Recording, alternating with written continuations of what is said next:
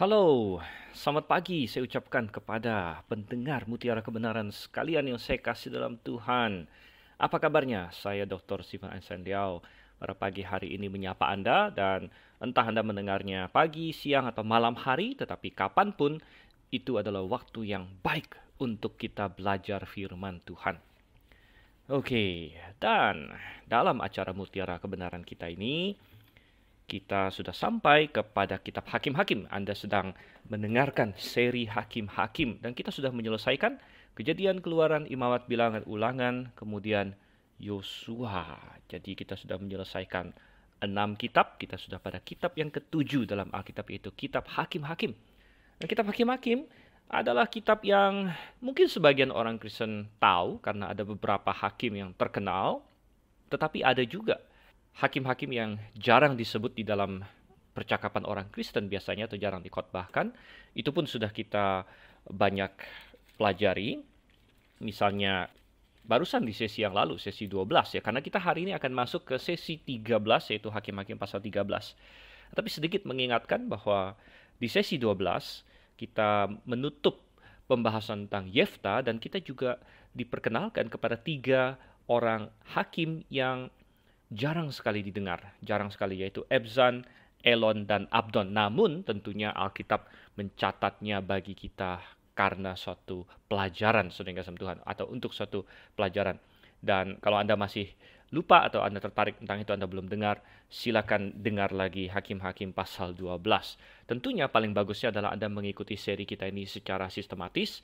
Kalau Anda baru saja bergabung di dalam acara Mutiara Kebenaran ini, mungkin Anda mendengarnya lewat podcast atau Anda mendengarnya di YouTube atau melalui rekaman, ketahuilah Anda bisa dengarkan dari awal, dari kitab Kejadian, dan saya sangat merekomendasikan itu.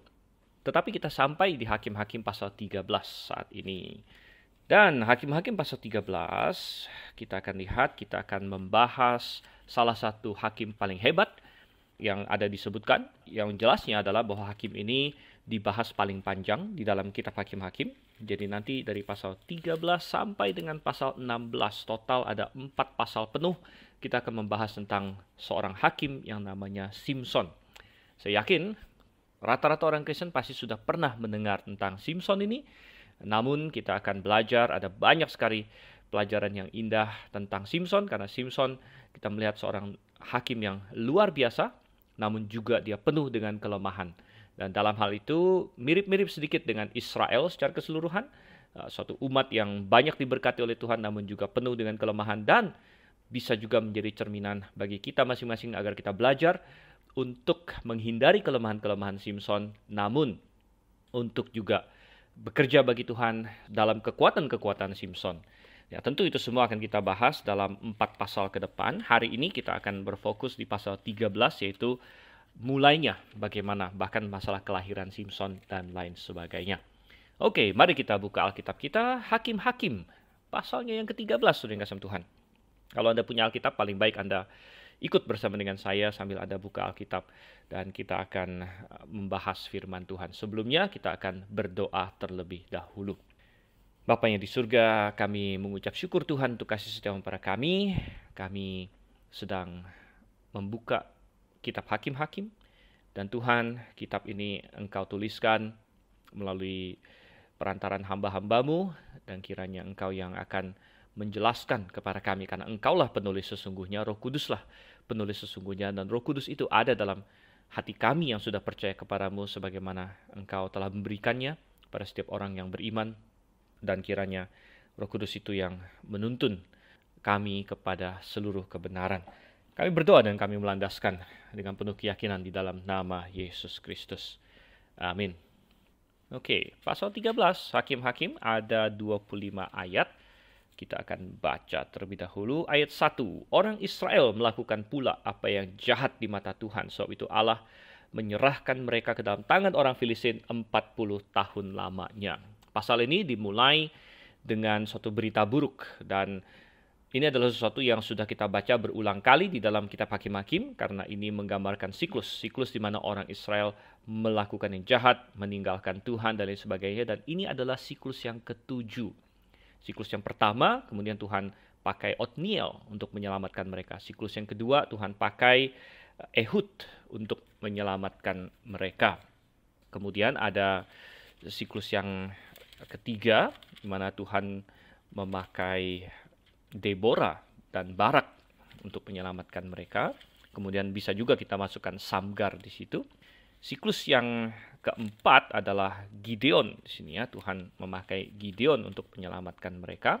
Siklus yang kelima, nah ini sangat menarik. Siklus yang kelima ini tantangan bukan dari luar, tapi dari peperangan di antara Israel sendiri dengan Abimelek dan sebagainya. Dan Tuhan akhirnya menggunakan perang di antara mereka untuk menghancurkan kejahatan, yaitu Sikem lawan Abimelek dan lain sebagainya. Plus kita bisa melihat ada dua hakim yang tidak terkenal di situ, yaitu Tola dan Yair. Itu adalah siklus kelima. Siklus yang keenam, Tuhan memakai Yefta untuk menyelamatkan mereka. Dan ada tiga hakim yang tidak begitu dikenal tadi, yaitu Ebzan, Elon, dan Abdon, yang bisa kita masukkan bersama ke dalam siklus yang keenam, walaupun mungkin ada sebagian orang juga memasukkannya ke siklus yang ketujuh. Tapi intinya, bahwa siklus yang ketujuh di sini, orang Israel kembali lagi. Oh, sudah yang kasih Tuhan. Dan ini menggambarkan betapa seringnya manusia jatuh ke dalam dosa. Untung Tuhan kita adalah Tuhan yang maha sabar, panjang sabar. Oh, luar biasa. Kadang-kadang ada orang yang menuduh Tuhan sebagai Tuhan yang jahat. Ini biasanya orang yang tidak kenal Tuhan, ateis-ateis yang ingin menyerang Tuhan. Dan mereka berkata bahwa Tuhannya Alkitab adalah Allah yang jahat, yang menghukum dan lain sebagainya. Tapi saudara yang kasih Tuhan, Tuhan tidak senang menghukum manusia. Ya, Tuhan tidak senang menghukum manusia. Tuhan menginginkan, dalam Yehezkiel sangat jelas sekali. Tuhan berkata, aku tidak berkenan akan kematian orang fasik, tapi kepada pertobatannya. Dan ini sebenarnya menghancurkan doktrin Calvinis yang berkata bahwa semua kejahatan itu Tuhan tetapkan. Maksudnya sudah Tuhan dekritkan. Tidak, saudara kasih Tuhan. Tuhan tidak mendekritkan kejahatan.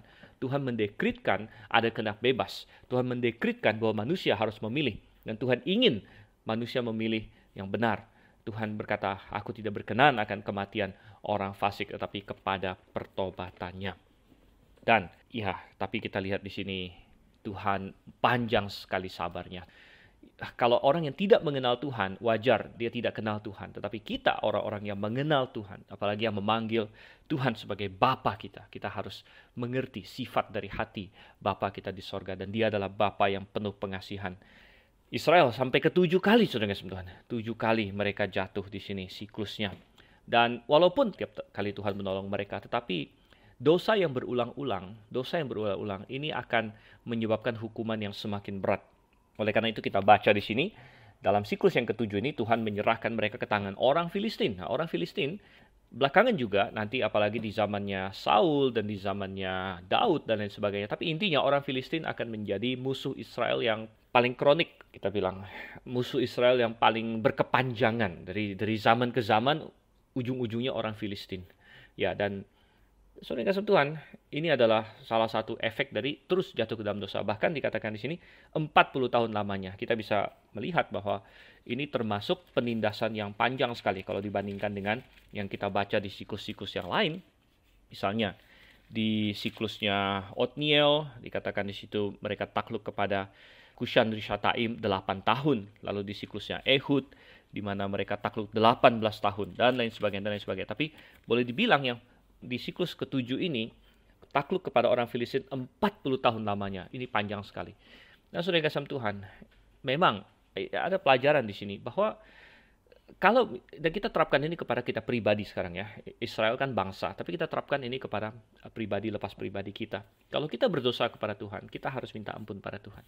Orang yang sudah diselamatkan perlu nggak minta ampun sama Tuhan? Perlu. Walaupun dosa kita sudah diselesaikan semua dan sudah ditanggung oleh Tuhan Yesus, jadi kita bukan lagi minta ampun untuk diselamatkan dari neraka. Tapi kita minta ampun karena kita menyakiti hati Tuhan kita sebenarnya. Kita menyakiti hati Bapa kita. Jadi kita minta maaf ya. Kita minta ampun kepada Tuhan, aku sudah mengecewakan Engkau dan sebagainya. Dan kita setiap kali kita jatuh dalam dosa kita bisa lakukan itu. Tapi kalau kita jatuh berulang, Tuhan akan mendisiplinkan kita. Dan disiplin itu bisa semakin keras dengan Tuhan. Bisa semakin berat karena sama seperti orang tua kepada anak. Kalau anak bikin kesalahan, orang tua ingin anak itu berbalik. Orang tua ingin anak itu sadar. Oke, dia minta maaf, baik, orang tua akan maafkan. Tapi kalau dia lakukan kedua kali lagi, minta maaf, oke, orang tua akan tetap mengasihi. Ketiga kali dan lain sebagainya, mungkin orang tua akan kasih disiplin, akan kasih hukuman. Dan kalau terus dan terus, hukumannya akan makin berat, saudara kasih Tuhan. Jadi kita melihat ini juga. Tuhan yang mengasihi Israel, Tuhan memberikan kepada mereka hukuman demi hukuman. Dan coba kita lihat sekarang ayatnya yang kedua. Pada waktu itu ada seorang dari Zora, dari keturunan orang Dan, namanya Manoah. Istrinya mandul, tidak beranak. Dan malaikat Tuhan menampakkan diri kepada perempuan itu dan berfirman kepadanya demikian. Memang engkau mandul, tidak beranak, tetapi engkau akan mengandung dan melahirkan seorang anak laki-laki. Oleh sebab itu, peliharalah dirimu, jangan minum anggur atau minuman yang memabukkan dan jangan makan sesuatu yang haram. Sebab engkau akan mengandung dan melahirkan seorang anak laki-laki. Kepalanya tak akan kena pisau cukur, sebab sejak dari kandungan ibunya, anak itu akan menjadi seorang nazir Allah, dan dengan dia akan mulai penyelamatan orang Israel dari tangan orang Filistin. Kemudian perempuan itu datang kepada suaminya dan berkata, telah datang kepadaku seorang abdi Allah yang rupanya sebagai rupa malaikat Allah, amat menakutkan. Tidak kutanya dari mana datangnya dan tidak juga diberitahukannya namanya kepadaku. Tetapi ia berkata kepadaku, engkau akan mengandung dan melahirkan seorang anak laki-laki. Oleh sebab itu janganlah minum anggur atau minuman yang memabukkan dan janganlah makan sesuatu yang haram. Sebab sejak dari kandungan ibunya sampai pada hari matinya anak itu akan menjadi seorang nazir Allah. Oke, dan setelah kita melihat mulainya siklus ketujuh sebagaimana biasa, nanti kita akan lihat orang Israel mulai berbalik kepada Tuhan dan Tuhan akan menyelamatkan mereka. Dan bagaimana cara Tuhan menyelamatkan mereka? Tuhan menggunakan seorang hakim. Jadi Tuhan menggunakan orang-orang yang mau dia pakai, orang-orang yang Tuhan juga persiapkan untuk melakukan pekerjaan-pekerjaan besar baginya. Dan ini benar sampai hari ini, bahwa Tuhan tetap mencari orang-orang yang akan dia pakai. Kalau di dalam 2 Timotius, coba kita intip sebentar, kita buka ke sana. Di dalam 2 Timotius pasal 2, ayatnya yang ke-20, saya akan bacakan. Dalam rumah yang besar bukan hanya terdapat perabot dari emas dan perak, melainkan juga dari kayu dan tanah. Yang pertama dipakai untuk maksud yang mulia dan yang terakhir untuk maksud yang kurang mulia. Jika seorang menyucikan dirinya dari hal-hal yang jahat, ia akan menjadi perabot rumah untuk maksud yang mulia. Ia dikuduskan, dipandang layak untuk dipakai tuannya dan disediakan untuk setiap pekerjaan yang mulia. Jadi Tuhan mencari perabot-perabot yang bisa dia pakai untuk maksud yang mulia. Dan kembali ke Hakim-Hakim pasal yang ke-13, kita melihat pada waktu itu Tuhan bekerja pada diri seorang yang bernama Manoah di sini. Manoah ini dari suku Dan.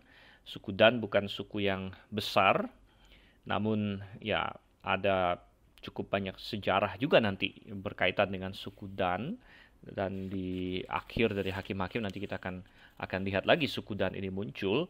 Tapi di sini suku Dan, mereka tinggal di daerah Zora katanya. Zora ini suatu kota kecil, tidak begitu jauh dari Yerusalem.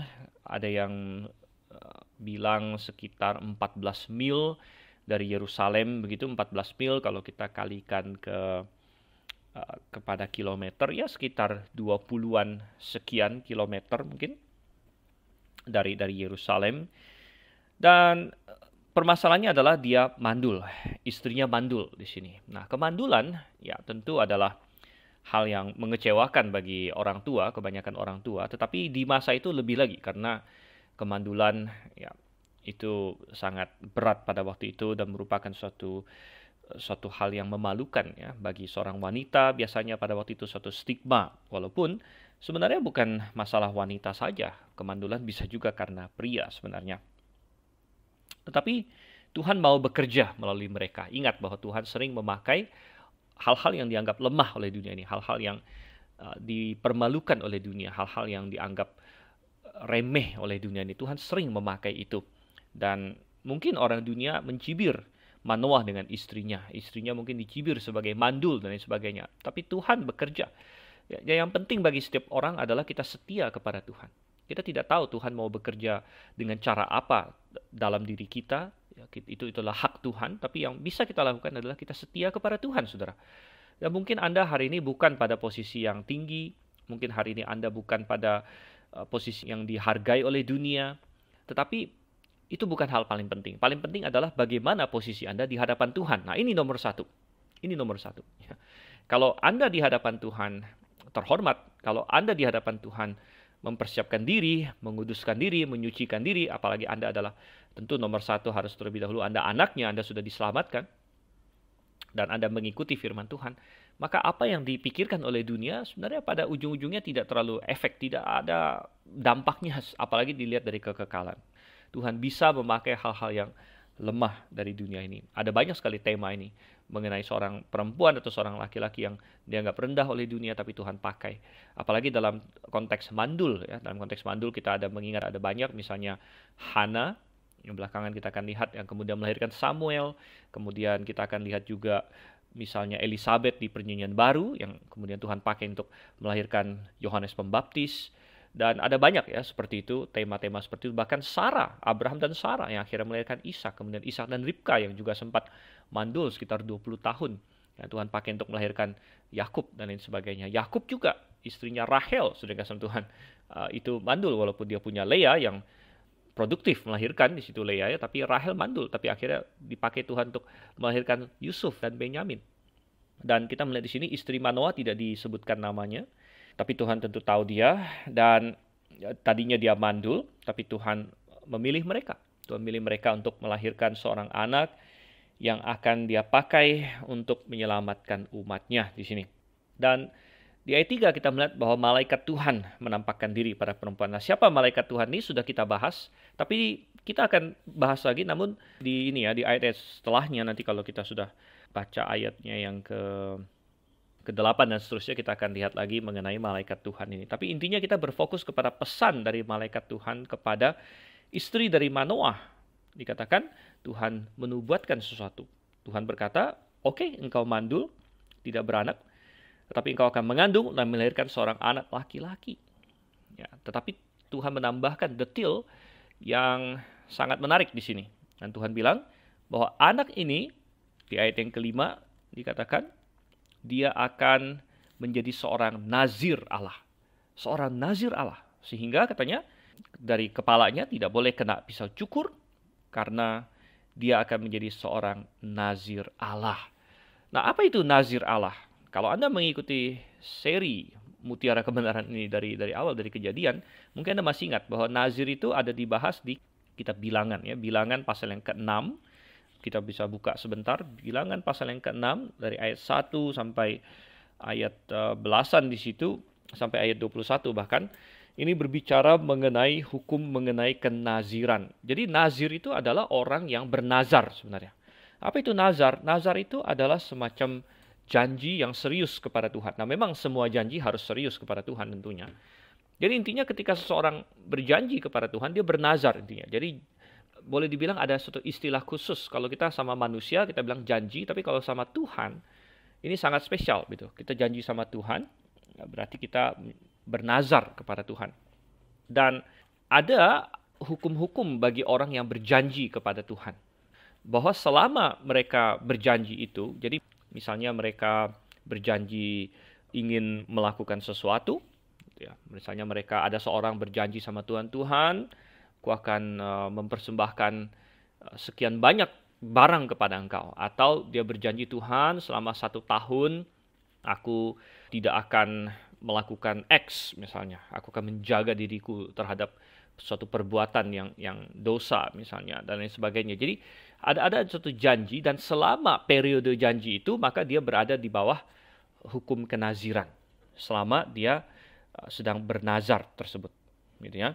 Dan selama dia sedang bernazar itu, ya dia harus menjaga dirinya. Nah, sedangkan Simson ini sangat spesial. Karena Simson, dia menjadi nazir seumur hidup bahkan. Ya, menjadi nazir seumur hidup. Jadi dari dia lahir sampai dia mati, dia harus menjadi seorang nazir. Nah, dan ini mengindikasikan seseorang yang all out untuk Tuhan. Yang keseluruhan hidupnya adalah untuk Tuhan. Saudara kasih Tuhan. Wow, ini luar biasa sekali. Dan nazir itu ada beberapa aturan bagi mereka. Ada 3 aturan utama. Nomor 1, mereka tidak boleh minum anggur ataupun minuman yang memabukkan. Tidak boleh sama sekali. Nah, kalau Anda melihat kata anggur di dalam Alkitab, kata anggur dalam Alkitab itu bisa berarti dua. Ada dua yang dimaksud. Jadi bisa anggur yang memabukkan, anggur beralkohol, bisa juga anggur yang tidak memabukkan. Itu anggur yang bisa dibilang semacam jus anggur atau sirup anggur begitu. Jadi kata anggur dalam bahasa Ibrani itu yayin, sedangkan dalam bahasa Yunani itu oinos. Baik yayin maupun oinos, dua-duanya bisa mengacu kepada anggur yang beralkohol, bisa juga mengacu pada anggur yang tidak beralkohol. Jadi jangan bingung-bingung. Ya, kadang-kadang Alkitab mencela anggur, oh itu anggur yang beralkohol. Tapi kadang-kadang Alkitab mengokekan anggur, yaitu anggur yang tidak beralkohol. Saudara kasih Tuhan. Nah, seorang nazir, ya dia harus menjauhkan dirinya dari anggur. Anggur yang mana? Semua jenis anggur bahkan, saudara kasih Tuhan. Semua jenis anggur, baik yang memabukkan maupun tidak memabukkan. Padahal anggur adalah suatu minuman yang sangat disenangi pada waktu itu, dan kalau yang tidak beralkohol jelas diperbolehkan. Karena ingat, pada zaman itu tidak ada kayak kita hari ini ya, tidak ada kulkas, tidak ada es krim, tidak ada teknologi-teknologi, misalnya ada mau Fanta kah, Coca-Cola, jus apa, segala macam, tidak ada semua itu. Sehingga minuman itu rata-rata yang paling common, yang paling umum adalah air, kemudian susu, dan kemudian adalah anggur. Susu rasanya itu berat, itu makanan bergizi. Air oke, itu sangat universal ya. Tetapi anggur ini biasanya diidentikan dengan sukacita, dengan perayaan, ya, dengan kenikmatan begitu, dan lain sebagainya. Memang sering dalam Alkitab anggur dinyatakan sebagai hal yang sukacita. Namun seorang nazir yang full untuk Tuhan, intinya dia ingin berkata bahwa sumber sukacita dia adalah pada Tuhan saja. Tuhan menjadi sumber sukacita dia yang utama, saudara. Sehingga hal-hal lain tidak lagi menggoda dia. Itu yang ingin dia katakan. Ya, jadi tidak minum anggur. Dan Simpson juga demikian. Bahkan Simpson dikatakan lagi apa? Bukan hanya dia, bahkan ibunya ketika sedang hamil dia pun tidak boleh minum anggur atau minuman yang memabukkan. Nah, kita sudah tahu bahwa menurut dari dunia kedokteran bahwa memang ibu-ibu hamil jangan minum minuman yang memabukkan ya, karena itu sangat berpotensi untuk merusak perkembangan janin. Jadi ini adalah hal yang bagus secara medis, tapi ini bukan hanya secara medis. Ini berbicara mengenai suatu dedikasi total kepada Tuhan. Kemudian hal kedua mengenai seorang nazir. Hal kedua mengenai seorang nazir adalah dia tidak boleh mencukur rambutnya. Nah, tidak boleh mencukur rambutnya. Jadi kalau misalnya seorang itu berjanji misalkan mempersembahkan misalnya 10 ekor lembu sama Tuhan, dia bernazar seperti itu, saya akan persembahkan 10 ekor lembu sama Tuhan, maka sebelum dia menyelesaikan nazirnya atau nazarnya itu, dia tidak boleh mencukur rambutnya. Dan saudara yang kasih Tuhan, kalau kita perhatikan bagi seorang laki-laki, coba kita buka di dalam 1 Korintus pasalnya yang ke-11. 1 Korintus pasal 11 ayatnya yang ke-14 dan 15 saya akan bacakan. Ini pelajaran yang sangat indah, walaupun banyak gereja, banyak orang Kristen tidak mau mengajarkan hal ini hari ini. 1 Korintus 11 ayat 14. Bukankah alam sendiri menyatakan kepadamu bahwa adalah kehinaan bagi laki-laki jika ia berambut panjang, tetapi bahwa adalah kehormatan bagi perempuan jika ia berambut panjang. Sebab rambut diberikan kepada perempuan untuk menjadi penudung. Oke, jadi Alkitab menegaskan bahwa laki-laki normalnya itu berambut pendek, itu alamiah, itu natural. Sedangkan perempuan naturalnya adalah berambut panjang.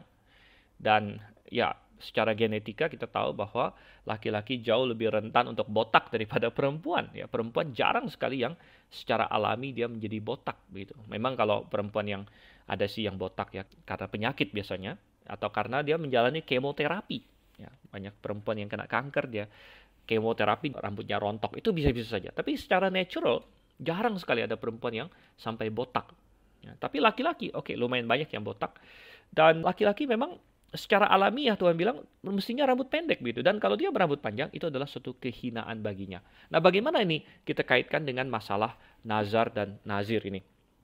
Jadi yang Tuhan inginkan adalah bahwa kalau seseorang sudah berjanji sesuatu pada Tuhan, bernazar pada Tuhan, ya dia tidak boleh mencukur rambutnya supaya itu menjadi semacam motivasi bagi dia untuk menyelesaikan nazarnya secepat-cepatnya. Jangan sampai rambutnya menjadi terlalu panjang gitu. Karena kalau rambutnya terlalu panjang, itu suatu tanda sesuatu yang memalukan bagi dia. Berarti kalau di zaman itu, di zaman Israel dulu itu, kalau Anda melihat laki-laki rambut panjang, Anda tahu, oh orang ini bernazar pada Tuhan dan dia belum menepati nazarnya. Dia belum menyelesaikan nazarnya. Gitu.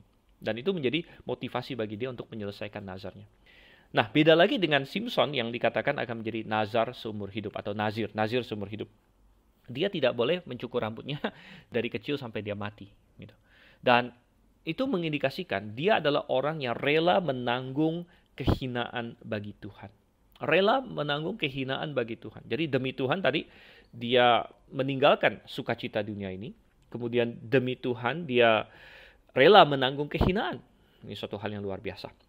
Dan kemudian yang ketiga, kalau kita kilas balik di dalam Bilangan pasal yang ke-6, seorang nazir tidak boleh kena kepada mayat. Tidak boleh kena kepada mayat karena mayat, ingat di zaman perjanjian lama, Tuhan menggunakan hal-hal jasmani untuk menggambarkan realita rohani. Jadi mayat dan hal-hal yang kotor secara jasmani itu menggambarkan dosa. Sehingga seorang nazir harus terpisah bagi Tuhan. Harus terpisah bagi Tuhan. Jadi dia harus menjaga kekudusan. Ini adalah suatu pelajaran.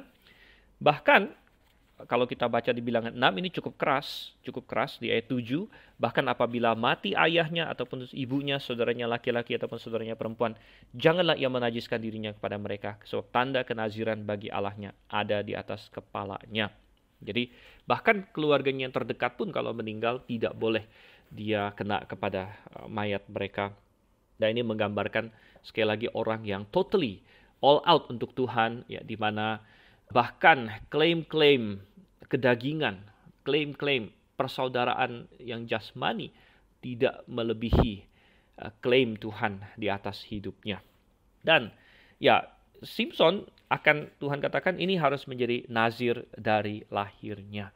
Dan oke, hari ini kita bukan Israel dan hari ini kita tidak nazir atau bernazar, tapi saudara kasih Tuhan ada satu pelajaran rohani.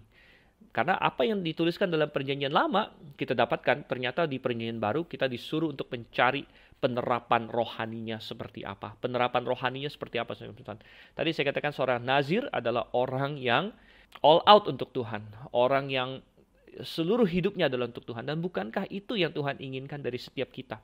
Simson, seorang nazir, katanya akan dari lahirnya dia nazir. Bukankah kita juga harus all out untuk Tuhan sejak lahir? Bukan lahir jasmani, tapi sejak kita lahir rohani. Semenjak semua orang Kristen yang sungguh-sungguh sudah diselamatkan. Kalau Anda sungguh sudah diselamatkan, berarti Anda sudah lahir baru. Dan Anda seharusnya all out untuk Tuhan. Anda seharusnya hidupmu bagi Tuhan. Semenjak kita diselamatkan. Semenjak kita lahir baru. Kita seharusnya nazir dalam tanda kutip. Bagi Tuhan semenjak kita diselamatkan. Dan maka dengan itu kita bisa menarik pelajaran rohani. Maka sukacita utama kita haruslah pada Tuhan. Tuhan. Ini harus menjadi sumber sukacita utama kita. Seringkali yang akan membuat kita berdosa dan lain sebagainya adalah kalau kita mencari kesukaan di luar Tuhan. Kita menyukai kesukaan yang ditawarkan oleh kedagingan, oleh dunia ini. Yang mencengkram begitu erat orang-orang yang tidak diselamatkan. Dan mungkin sempat mencengkram kita sebelum kita lahir baru. Oh ya, hawa nafsu kedagingan, hawa nafsu seksual yang begitu merongrong orang dan begitu sulit manusia melepaskan diri karena ya ada kenikmatan daging di situ. Ada kenikmatan daging, saudara. Ya, ada pornografi, ada perselingkuhan, ada seks bebas dan sebagainya. Tetapi ketika kita diselamatkan, bagaimana kita berkata, oh Tuhan, ya. Ada orang yang beda lagi, ada orang yang dia terikat oleh alkohol, terikat oleh rokok, terikat oleh obat-obat terlarang. Ini adalah suatu hal yang begitu menyenangkan daging dia. Dia tidak bisa membayangkan bagaimana kalau dia tidak pernah minum alkohol lagi. Bagaimana kalau dia tidak pernah hisap rokok itu lagi. Dia tidak bisa bayangkan itu. Tetapi ketika dia sudah diselamatkan, dia menjadi seorang nazir dalam tanda kutip bagi Tuhan, saudara Tuhan. Sehingga dia belajar memfokuskan seluruh sukacita dia sekarang kepada Tuhan. Karena Tuhan mampu, Tuhan cukup besar, Tuhan kita maha besar. Dia mampu untuk menjadi totalitas dari sukacita kita. Sehingga kita bersuka dalam Tuhan dan bersuka dalam hal-hal yang sesuai dengan Tuhan. Bersukacita dalam berkat-berkat Tuhan, bukan dalam dosa lagi. Bukan dalam yang dunia cari, saudara kasih Tuhan. Nah, kita berubah.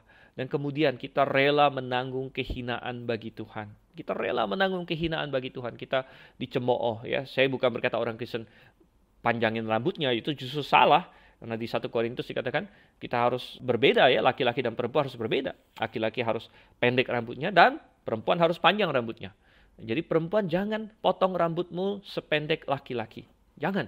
Itu membangkang terhadap order atau tatanan yang Tuhan berikan. Jadi orang Kristen tidak lakukan itu. Tapi orang Kristen rela menanggung kehinaan bagi Tuhan.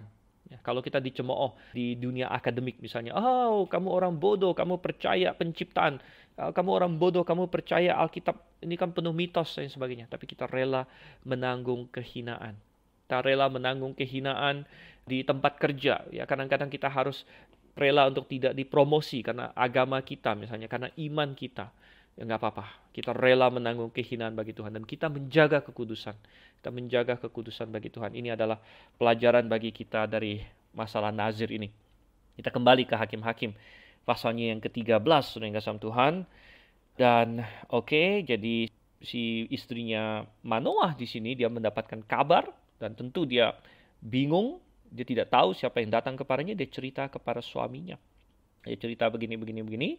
Nah, kita baca lagi ayatnya yang ke-8 sekarang ya. Kita baca ayat yang ke-8. Lalu Manoah memohon kepada Tuhan, katanya, "Ya Tuhan, berilah kiranya abdi Allah yang kau utus itu datang pula kepada kami dan mengajar kami apa yang harus kami perbuat kepada anak yang akan lahir itu." Maka Allah mendengarkan permohonan Manoah sehingga malaikat Allah datang pula kepada perempuan itu ketika ia duduk di padang dan ketika Manoah suaminya itu tidak ada bersama-sama dengan dia. Kemudian perempuan itu segera berlari memberitahukan para suaminya, katanya kepadanya, "Orang yang datang kepadaku baru-baru ini menampakkan diri pula kepadaku." Lalu bangunlah Manoah dan mengikuti istrinya. Setelah sampai kepada orang itu berkatalah ia kepadanya, "Engkaukah orang yang telah berbicara kepada perempuan ini?" Jawabnya, "Benar." Lalu kata Manoah, "Dan apabila terjadi yang kau katakan itu, bagaimanakah nanti cara hidup anak itu dan tingkah lakunya?" Jawab malaikat Tuhan itu kepada Manoah, "Perempuan itu harus memelihara diri terhadap semua yang kukatakan kepadanya. Janganlah ia makan sesuatu yang berasal dari pohon anggur. Anggur atau minuman yang memabukkan tidak boleh diminumnya, dan sesuatu yang haram tidak boleh dimakannya. Ia harus berpegang pada segala yang kuperintahkan kepadanya." Baik. Dan Manoah memohon kepada Tuhan di sini bahwa Tuhan, ya tolong kirim lagi. Ya, kami ingin tahu lebih banyak lagi tentang hal ini. Jadi ketika kita bingung, kita minta hikmat dari Tuhan. Ini adalah suatu langkah yang benar. Kita minta Tuhan untuk menyingkapkan pada kita. Dan kalau hari ini saudara Tuhan, kita tidak minta Tuhan kirim malaikatmu untuk kasih tahu saya. Tidak. Ya, karena Tuhan sudah singkapkan dalam firman-Nya. Manoah pada waktu itu tidak punya Alkitab. Ya, tapi kita punya Alkitab hari ini.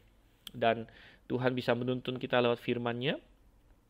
Dan Tuhan juga tentu menuntun kita dalam sehari-hari. Tuhan bisa menuntun kita sehari-hari ya, dengan menggunakan prinsip-prinsip Alkitab, saudara kasih Tuhan.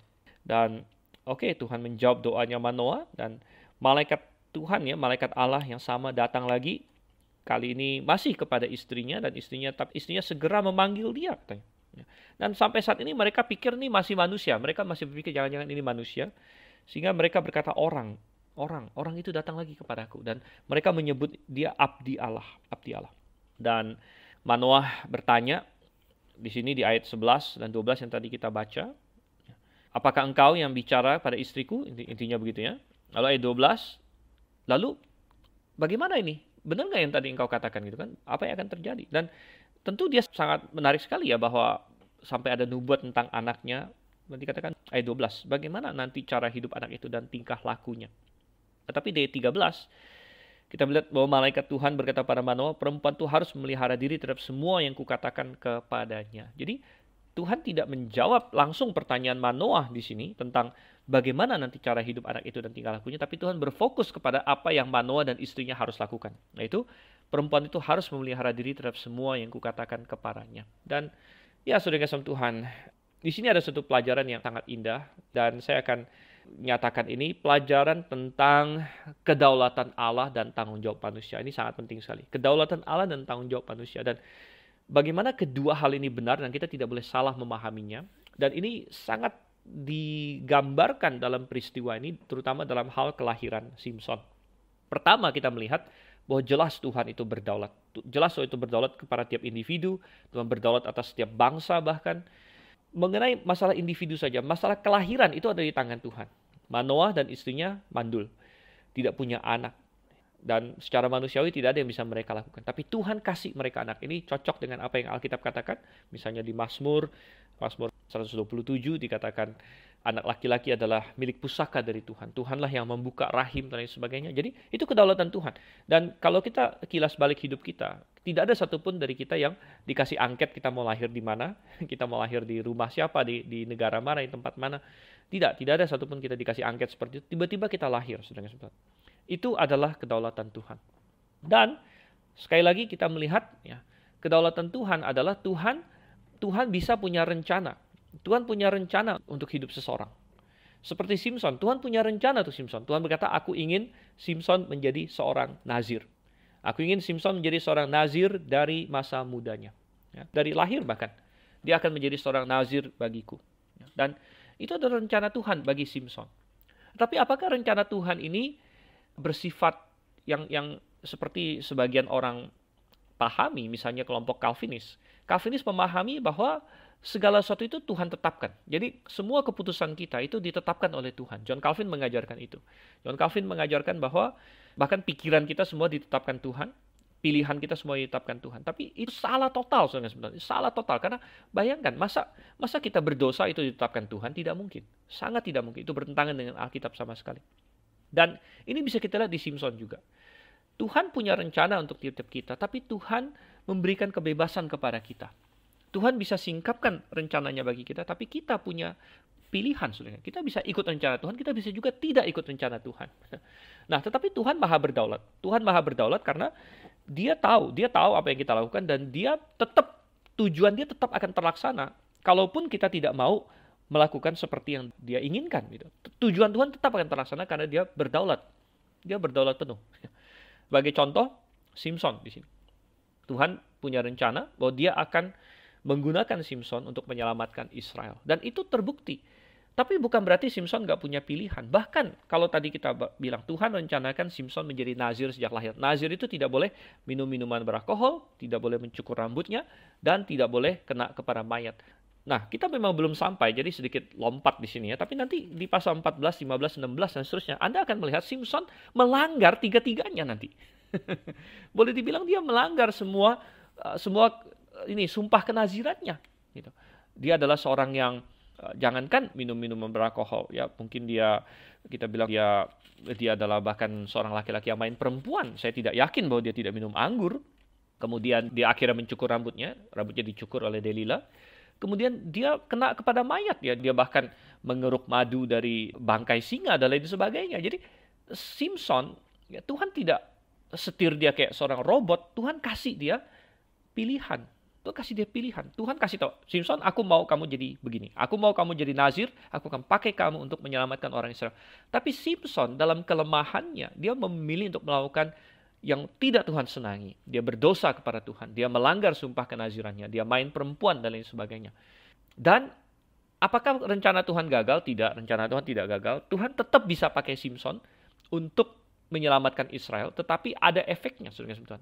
Ada konsekuensinya. Konsekuensinya bagi pribadi Simson, dia mengalami kekalahan. Ya. Dan bagi Israel juga penyelamatan oleh Simson ini tidak bersifat komplit. Ya, ini beda dengan hakim-hakim yang lain, di mana hakim-hakim yang lain musuh itu benar-benar dikalahkan sampai total. Ya, Gideon mengalahkan Midian sampai total, Ehud mengalahkan si Eglon sampai total, ya Barak mengalahkan Sisera dan Yabin sampai total. Jadi semua hakim yang lain mengalahkan musuh-musuh mereka sampai total, tetapi Simson tidak. Ya, Simson tidak karena dia memang menyelamatkan Israel, namun tidak mengalahkan musuhnya secara total karena dia berbuat dosa sudah kasih Tuhan. Jadi kita melihat ada kedaulatan Allah, ada tanggung jawab manusia. Tuhan tidak setir manusia seperti robot. Dan ini yang Tuhan nyatakan juga tentang Firaun misalnya. Contoh kasus lain yang sangat bagus untuk kita pelajari. Di dalam Roma pasal 9 yang sangat sering disalahpahami oleh banyak orang, Tuhan pernah bilang bahwa dia membangkitkan Firaun untuk kemuliaannya. Jadi dia katakan misalnya Roma 9 di sini ya. Roma 9 ayat 17. Sebab kitab suci berkata kepada Firaun, itulah sebabnya aku membangkitkan kau, yaitu supaya aku memperlihatkan kuasaku di dalam engkau dan supaya namaku dimasyurkan di seluruh bumi. Supaya Tuhan membangkitkan Firaun untuk kemuliaan namanya, untuk kemasyuran nama Tuhan. Dan oke, itu rencana Tuhan dan itu pasti terjadi. Namun bukan Tuhan setir Firaun. Tuhan tidak setir Firaun. Memang dikatakan kalau kita baca Tuhan mengeraskan hati Firaun. Tapi apa itu mengeraskan, saudara? Mengeraskan itu sama dengan kalau di tempat lain itu meneguhkan. Meneguhkan. Jadi kalau seseorang sudah anti Tuhan lalu diteguhkan, berarti dia tambah anti Tuhan. Kalau seseorang mengasihi Tuhan diteguhkan, berarti dia tambah mengasihi Tuhan. Jadi Tuhan sekedar memperteguh posisinya Firaun dari awalnya, begitu. Memperteguh posisi Firaun pada awalnya, yaitu untuk melawan Tuhan. Dan Tuhan tidak setir Firaun. Firaun bikin pilihan-pilihan sendiri. Namun karena Tuhan maha berdaulat, apapun yang Firaun lakukan, tujuan Tuhan pasti terlaksana. Bahwa namanya akan dimasyurkan, dia akan dimuliakan. Kalau misalnya Firaun tunduk kepada Tuhan, dia membiarkan orang Israel pergi, maka nama Tuhan akan masyur. Karena berarti seorang raja hebat, Raja Firaun, Raja Mesir yang superpower pada waktu itu, tunduk kepada Tuhan. Ya, Tuhan akan dimasyurkan. Tapi kalau Firaun menolak dan menentang Tuhan, nama Tuhan akan dimasyurkan juga dengan cara Mesir dihancurkan, Firaun dipermalukan, pasukannya mati dan lain sebagainya. Jadi entah Firaun mau menentang Tuhan, entah Firaun mau tunduk kepada Tuhan, sama-sama Tuhan dipermuliakan. Cuman caranya berbeda memang. Caranya berbeda. Gitu. Tetapi sudah kasih Tuhan, Tuhan tidak setir dia. Nah, oleh karena itulah makanya di Roma pasal 9, ada banyak orang salah kaprah di ayat 19. Sekarang kamu akan berkata kepadaku, jika demikian apalagi yang masih disalahkannya. Sebab siapa yang menentang kehendaknya, ayat 20, siapakah kamu hai manusia, maka kamu membantah Allah. Dapatkah yang dibentuk berkata kepada yang membentuknya, mengapa engkau membentuk aku demikian? Jadi banyak orang salah menafsirkan ayat ini. Sebenarnya yang dimaksud ayat ini adalah ada orang yang protes kepada Tuhan. Tuhan, kalau memang engkau, misalnya untuk Firaun ya, kalau memang engkau membangkitkan Firaun untuk kemasyuran namamu, dan gak ada orang yang bisa lawan itu, apapun yang dipilih oleh Firaun, toh nama Tuhan dimasyurkan, entah dia menentang Tuhan, nama Tuhan dimasyurkan, entah dia tunduk sama Tuhan, nama Tuhan dimasyurkan, ya siapa yang bisa lawan kalau begitu kan? Siapa yang bisa lawan? Jadi kenapa engkau masih mempermasalahkan kalau begitu? Dan Tuhan bilang, itu hakku sebagai pembuat, menciptaku mau menciptakan kamu untuk kemasyuran namaku, itu hak saya. Tetapi engkau sebenarnya punya pilihan sebenarnya. Engkau punya pilihan, engkau bisa memasyurkan namaku dengan tunduk kepadaku sebenarnya. Dan ini tidak membenarkan suatu konsep bahwa Tuhan telah menyetir mereka, telah mendikte atau telah memprogram, telah mendekritkan apa yang dilakukan oleh Firaun. Nah, kembali ke Simson, apa yang dilakukan oleh Simson tidak Tuhan program, tidak Tuhan dekritkan sebelumnya. Itu pilihan Simson, nanti kita akan lihat. Ya, jadi itu pelajaran yang sangat indah mengenai kedaulatan Allah dan tanggung jawab manusia. Tetapi ada satu pelajaran lain lagi, kalau kita lihat di sini, bahwa walaupun Tuhan punya rencana untuk hidup kita, ya Tuhan seringkali tidak kasih tahu dari awalnya. Nah, ini yang kita baca tadi di ayat 12. Manoah sangat penasaran sekali, dia penasaran tentang anak itu. Bagaimana nanti cara hidup anak itu? Apa tingkah lakunya? Tapi Tuhan tidak singkapkan itu. Tuhan tidak singkapkan para Manoah. Tuhan hanya bilang, kamu sebagai orang tua, terutama istrinya, sebagai ibunya, kamu lakukan saja apa yang sudah kuperintahkan. Kamu jaga dirimu selama hamil, jangan minum anggur, minum beralkohol, jangan makan sesuatu yang haram. Dan selama dia kecil, jangan cukur rambutnya. Gitu. Jadi, ini memberikan kita pelajaran juga ya, karena kita tahu Tuhan berdaulat, kita tahu Tuhan punya rencana untuk hidup kita. Namun saudara kasih Tuhan, seringkali kita belum dikasih tahu apa itu. Dan banyak sekali orang yang ingin tahu. Kita ingin tahu Tuhan nanti saya bakal bagaimana. Terutama anak-anak muda. Dan mungkin ada pemuda-pemudi yang sedang mendengarkan ini pada hari ini. Ya, mutiara kebenaran. Anda kalau orang percaya dan Anda sering bertanya-tanya, Tuhan bagaimana saya nanti? Ya, siapa yang akan saya nikahi? Ya, saya akan kerja apa? Atau saya akan pelayanan apa? Atau saya akan bikin apa dan lain sebagainya. Saya akan tinggal di mana, atau saya akan kuliah apa kalau Anda masih SMP, SMA dan lain sebagainya. Oh, sudah kasih Tuhan, siapa pasangan hidup saya? Banyak lagi pertanyaan-pertanyaan seperti itu. Dan Tuhan seringkali tidak kasih tahu dari awal. Ya, Tuhan tidak akan kasih tahu kita dari awal. Ya saya masih ingat waktu saya masih SMP, SMA dan lain sebagainya. Itu semua saya pertanyakan. Ya siapapun mempertanyakan lah ya. Oh, nanti saya mau jadi apa? Nanti saya menikah dengan siapa, nanti saya apa yang akan saya lakukan. Ya, misalnya ada orang yang ingin pelayanan pun, saya akan pelayanan seperti apa, di mana, dan lain sebagainya. Atau saya kerja apa. Ada banyak yang kita ingin tahu sudah kasih Tuhan. Namun ingat, firman Tuhan itu pelita bagi kakiku katanya ya. Pelita itu memperlihatkan satu langkah di depan saja. Ini bukan lampu sorot. Tuhan tidak akan kasih tahu kita ini, oh nanti dari awal sampai akhir hidup kita seperti apa. Tidak. Tidak. Tuhan ingin kita melangkah selangkah demi selangkah. Apa yang kamu ketahui, itu lakukan. Nah, anak ini mau jadi apa? Oke. Nanti Tuhan tidak kasih tahu dulu. Tapi kamu, Manoah dan istri, lakukan apa yang kamu tahu benar, yang sudah aku kasih tahu padamu. Dan itu yang Tuhan ingin kita lakukan hari ini. Kita nggak bisa melihat 20 tahun ke depan. Tapi kita lakukan apa yang kita tahu benar hari ini. Hari ini, momen ini. Anda sedang mendengar mutiara kebenaran. Entah pagi, entah siang, entah malam. Pokoknya setelah Anda dengarkan mutiara kebenaran ini, lakukan apa yang harus Anda lakukan. Yang Anda tahu merupakan tanggung jawab Anda, tugas Anda, atau Anda lakukan firman Tuhan. Pokoknya lakukan selangkah demi selangkah. Jangan malas. Jangan malas, jangan menunda-nunda, jangan tergoda oleh berbagai hal.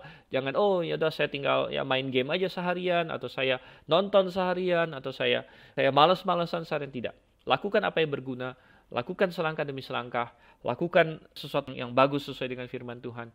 Dan kita maju selangkah demi selangkah, saudara kasih Tuhan. Oke.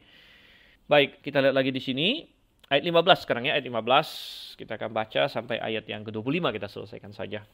Kata Manoah kepada malaikat Tuhan itu, perkenankanlah kami menahan kau di sini, supaya kami mengolah anak kambing bagimu. Tetapi jawab malaikat Tuhan itu kepada Manoah, sekalipun kau menahan aku di sini, hidanganmu itu tidak akan kumakan. Tetapi jika engkau hendak mengolahnya menjadi korban bakaran, persembahkanlah itu kepada Tuhan. Sebab Manoah tidak mengetahui bahwa dia itu malaikat Tuhan. Kemudian berkatalah Manoah kepada malaikat Tuhan itu, siapakah namamu? Sebab apabila terjadi yang kau katakan itu, maka kami hendak memuliakan engkau. Tetapi jawab malaikat Tuhan itu kepadanya, mengapa engkau juga menanyakan namaku? Bukankah nama itu ajaib? Sesudah itu Manoah mengambil seekor anak kambing dan korban sajian, lalu mempersembahkannya kepada Tuhan di atas batu. Lalu diperbuatnya keajaiban, sementara Manoah dan istrinya memandanginya. Sedang nyala api itu naik ke langit dari mezbah, maka naiklah malaikat Tuhan dalam nyala api mezbah itu. Ketika Manoah dan istrinya melihat hal itu, sujudlah mereka dengan mukanya sampai ke tanah. Sejak itu malaikat Tuhan tidak lagi menampakkan diri kepada Manoah dan istrinya. Maka taulah Manoah bahwa dia itu malaikat Tuhan. Berkatalah Manoah kepada istrinya, kita pasti mati sebab kita telah melihat Allah. Tetapi jawab istrinya kepadanya, seandainya Tuhan hendak membunuh kita, maka tidaklah ia menerima korban bakaran dan korban sajian dari tangan kita. Dan tidaklah ia memperlihatkan semuanya itu kepada kita. Dan tidaklah ia memperdengarkan hal-hal yang demikian kepada kita pada waktu sekarang ini. Lalu perempuan itu melahirkan seorang anak laki-laki dan memberi nama Simson kepadanya. Anak itu menjadi besar dan Tuhan memberkati dia. Mulailah hatinya digerakkan oleh roh Tuhan di Mahanedan yang terletak di antara Zora dan Esitaol. Oke, jadi di sini kita melihat ujung dari pembicaraan Manoah dengan malaikat Tuhan di sini, dan satu pelajaran yang kita dapatkan di sini adalah identitas dari malaikat Tuhan ini. Siapa dia sebenarnya? Nah, kita sudah singgung, tapi perikop ini memperjelasnya lebih jelas lagi. Dan Manoah mau mempersembahkan sesuatu, memberikan makan pada malaikat Tuhan ini, karena dia masih kira ini manusia sebenarnya. Tapi malaikat Tuhan bilang ini tidak, saya tidak akan makan, tapi persembahkan kepada Tuhan. Oke? Persembahkan pada Tuhan. Jadi Manoah mengolah suatu persembahan, ya dia taruh di situ, dan dia bahkan sempat tanya, siapa namamu? Siapa namamu? Tapi bagaimana malaikat Tuhan itu menjawab? Malaikat Tuhan menjawab, mengapa engkau juga menanyakan nama aku? Bukankah nama itu ajaib? Wow, saudara Tuhan. Malaikat Tuhan ini tidak lain adalah Yesus Kristus sendiri. Dan itu terlihat jelas bahwa ketika Manoah mempersembahkan korban kepada Tuhan, maka Yesus Kristus adalah Tuhan. Maka persembahannya adalah kepada dia. Maka dia menerima persembahan itu. Dia menyebabkan persembahan itu diterima, yaitu dengan cara api, api memakan persembahan itu, dan malaikat Tuhan itu naik dalam nyala api itu, memperlihatkan bahwa dia menerima persembahan itu, berarti dia adalah Tuhan, saudara Tuhan. Dan malaikat Tuhan adalah Yesus Kristus sebelum dia datang dalam daging. Ini yang sering kita sebut kalau dalam bahasa teologi itu Kristofani. Kristofani adalah penampakan Kristus di Perjanjian Lama sebelum dia lahir sebagai manusia, tapi dia muncul dalam rupa manusia. Nah, ini menggenapi apa yang menjadi prinsip dalam Alkitab, bahwa tidak seorang pun pernah melihat Allah Bapa maksudnya. Tidak seorang pun pernah melihat Allah Bapa. Namun, kalau dalam Alkitab seringkali manusia melihat Tuhan. Siapa Tuhan yang dilihat kalau bukan Allah Bapa? Nah, ini adalah doktrin Tritunggal, karena Allah itu satu. Tapi satu ada 3 pribadi, yaitu Yesus Kristus. Yaitu Yesus Kristus. Dan ini adalah Yesus Kristus. Kita lihat di sini, kita melihat dia naik, dan Siapa namanya? Oh, bukankah nama itu ajaib? Jadi Tuhan tidak sebut namanya, tapi bisa juga dikatakan Tuhan menyebut namanya. Karena salah satu nama dari Yesus Kristus adalah ajaib. Ya, masih ingat di dalam Yesaya pasal 9. Yesaya pasal 9 ayatnya yang ke-5. Nubuat tentang Yesus Kristus. Sebab seorang anak telah lahir untuk kita, seorang putra telah diberikan untuk kita, lambang pemerintahan ada di atas bahunya. Dan namanya disebutkan orang. Penasehat, ajaib. Ya. Dan sebenarnya dalam bahasa Indonesia, penasihat ajaib seperti seolah-olah dijadikan satu. Tapi dalam bahasa aslinya, lebih benar adalah dia disebut penasehat ajaib. Gitu. Jadi itu dua kata yang terpisah. Penasehat dan ajaib. Jadi ajaib memang adalah salah satu nama dari Yesus Kristus sebenarnya. Dan wow, ya dia adalah Yesus. Dan ketika menyadari hal itu, barulah Manoah dan istrinya ketakutan. Karena mereka tahu. Dalam kitab Keluaran dicatat bahwa Tuhan berkata pada Musa, kamu tidak bisa melihat mukaku. Kalau kamu melihat mukaku, kamu akan mati. Manoah dan istrinya ketakutan. Namun istrinya berhikmat di sini ya. Istrinya berhikmat, dia bilang, enggak, kita enggak akan mati. Seandainya Tuhan mau membunuh kita, tentu dia tidak akan melakukan semua kebaikan itu pada kita. Dan ini menjadi suatu pelajaran bagi kita juga. Kapanpun kita merasa ditinggalkan Tuhan, kapanpun kita merasa mungkin down atau sedang putus asa, ingatlah akan segala sesuatu yang Tuhan telah perbuat untuk kita. Dan kita bisa berkata, tidak mungkin Tuhan meninggalkan saya. Kalau Tuhan meninggalkan saya, tidak mungkin dari dulu dia menyelamatkan saya. Tidak mungkin dia menyertai saya selama ini. Tidak mungkin dia telah memberkati saya sedemikian rupa. Jadi pengalaman kita berjalan bersama dengan Tuhan, itu tidak ternilai. Tidak ternilai. Saya sendiri, saya merekam ini di awal tahun 2022, sudah kasih Tuhan. Dan ya mungkin 2 tahun terakhir dunia dipenuhi oleh masalah pandemi. Banyak orang stres dan sebagainya. Oke, saya harus mengaku saya juga sempat merasa down dan ya ini apalagi ketika ada banyak berita. Tapi selama 2 tahun ini saya bisa bersaksi bahwa saya berjalan bersama dengan Tuhan. Iman saya dikuatkan ya, dan saya tidak mau menukar pengalaman ini dengan apapun, saudara kasih Tuhan. Karena pengalaman dikuatkan oleh Tuhan, ya Tuhan menyatakan kasih-Nya dengan luar biasa kepada saya dalam hal-hal yang sulit saya deskripsikan, ya, dan bagaimana Tuhan menjawab doa-doa saya selama pandemi dan lain sebagainya. Jadi bahkan menurut saya pandemi ini membuat saya makin dekat dengan Tuhan dan makin memahami Tuhan dan makin merasakan Dia, saudara kasih Tuhan. Jadi luar biasa dan saya melihat wow, ya perjalanan kita bersama dengan Tuhan, ya, selangkah demi selangkah akan makin menguatkan kita untuk apapun yang kita hadapi ke depannya. Oke, dan terakhir sekali di Hakim-Hakim 13 ayat 25, setelah dikatakan Simson akhirnya lahir ya, Simson lahir, dikasih nama Simson di sini, dikatakan anak itu menjadi besar, Tuhan berkati dia, mulailah hatinya digerakkan oleh roh Tuhan, dan ini menjadi sumber kekuatan dia sebenarnya. Nanti kita akan lihat ya, Simson itu kuat karena apa, saudara Tuhan? Banyak orang salah. Delila coba setengah mati untuk mencari kekuatan Simson. Sampai akhirnya Simson bilang, oh itu rambutku. Tapi Simson pun salah. Sebenarnya bukan rambutnya sumber kekuatannya. Sumber kekuatannya adalah Tuhan. Tuhan sumber kekuatan Simson. Sama seperti Tuhan bisa menjadi sumber kekuatan kita. Baik, sampai di sini dulu pembahasan kita. Mari kita belajar dari Simson. Masih ada 3 pasal lagi. Ada banyak yang bisa kita pelajari dari tentang Simson ini. Namun kita dari lahirnya saja. Ada banyak teologi, ada banyak penerapan yang bisa kita terapkan dalam hidup ini. Jangan jangan ketinggalan sesi-sesi selanjutnya. Masih dalam Mutiara Kebenaran, masih bersama dengan saya Dr. Stephen Ain Senliao. Sampai berjumpa dan Maranatha.